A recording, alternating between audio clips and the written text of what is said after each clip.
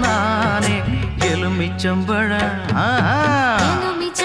புளிப்பு அந்த இஞ்சி மொரப்பா உரப்பு வெள்ளரி பழம் இனிப்பு அந்த வேப்பம்பழம் தான் கசப்பு நாளையும் சேர்த்து நான் பார்த்தேன் உங்கிட்டதான் மாமா மாலைய போட நாள் பார்த்து தவம் கிடந்திடலாமா எலுமிச்சம்பழம் புளிப்பு அடி இஞ்சி மொரப்பா உரப்பு வெள்ளரி பழம் இனிப்பு அடி வேப்பம்பழம் தான் கசப்பு